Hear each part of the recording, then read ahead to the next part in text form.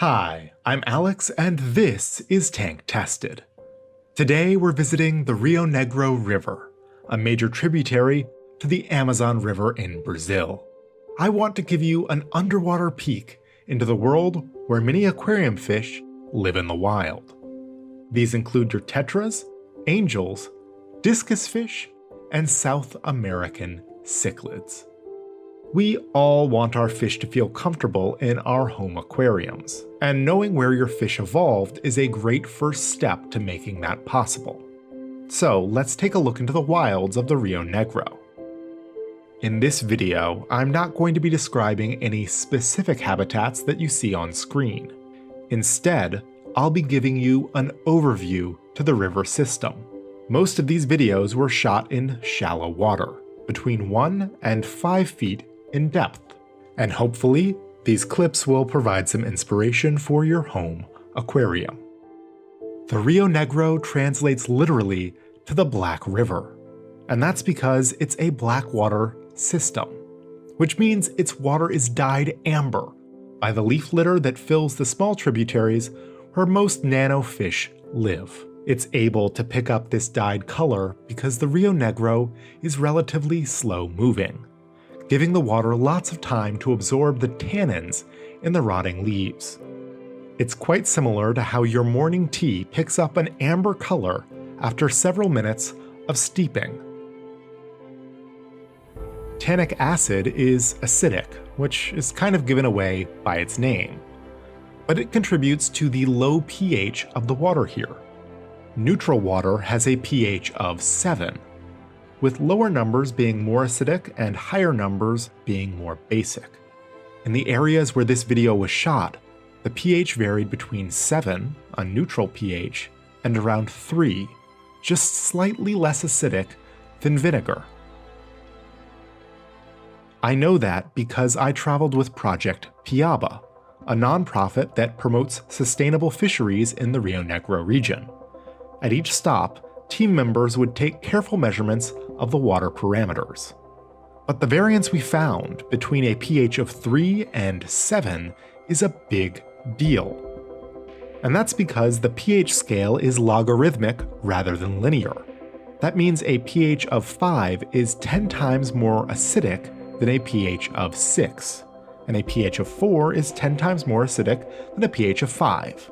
When you look at the measurements we took, that means the most acidic areas of the river we tested were 10,000 times more acidic than the least acidic areas.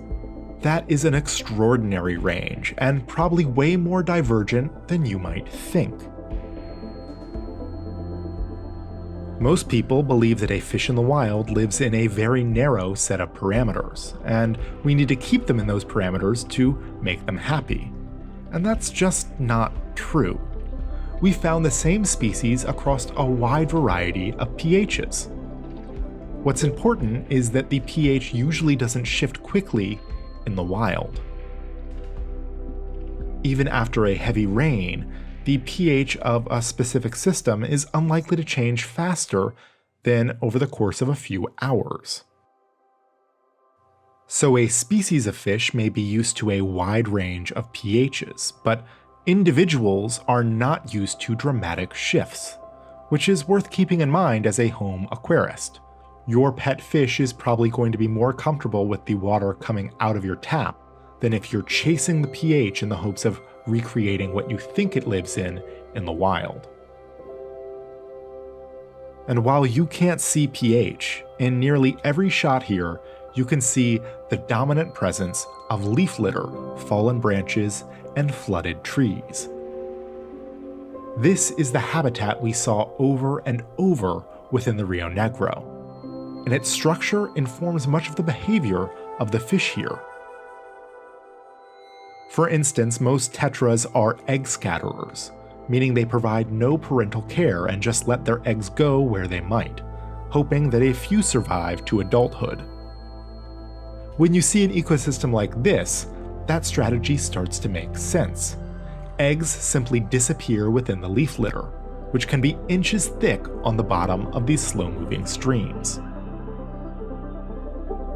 The flooded forest floor is a great place for fry to hatch and grow without ever being seen by other predatory fish.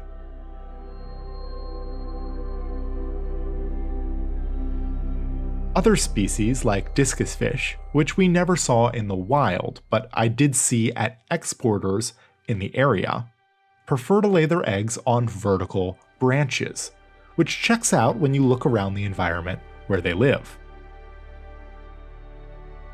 If you're enjoying this video, I hope you consider subscribing to Tank Tested, and if you'd like to see a little more raw footage, I've posted a few more clips on my sister channel, Tank Tested 2.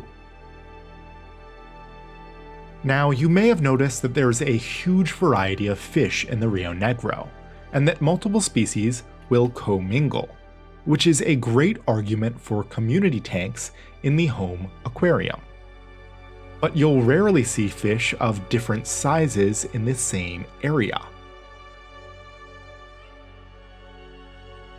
Small tetras tend to live in shallow, slow-moving water, or hug tight to steep embankments, rarely venturing into deep or open water. Meanwhile, the larger cichlids are much more common and comfortable in deeper water, often making their home in fallen branches. It's a reminder that just because two fish are from the same waterway, it doesn't mean they will make good tank mates.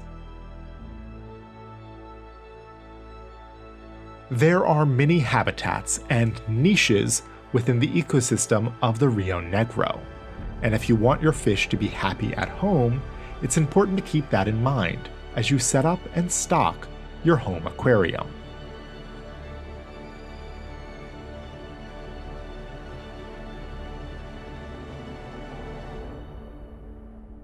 In my 150-gallon tank, I stocked fish from the Amazon basin, prioritizing fish from the Rio Negro. But I decided against adding any large cichlids, as I wanted my tank to replicate a habitat where smaller tetras would feel at home. While it's nothing like the Rio Negro, it reminds me of my time there, and in a future video, I'll be sharing a more realistic aquarium, a biotope of the Rio Negro. That upcoming video and this one are possible in part thanks to my Patreon supporters, who really support the work that I do on this channel. But regardless of if you support me on Patreon, I'm still happy to have you here on Tank Tested and glad that you watched this video all the way through. I hope you have a lovely day.